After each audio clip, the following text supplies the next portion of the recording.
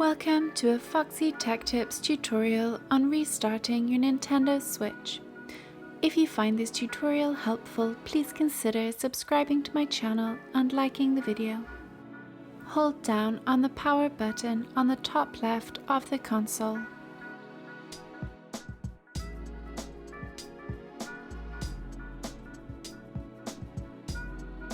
This will open the power menu. Select Power Options and then choose Restart.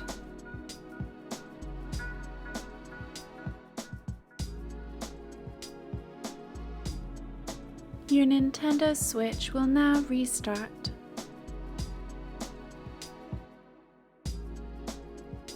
And that draws an end to this tutorial.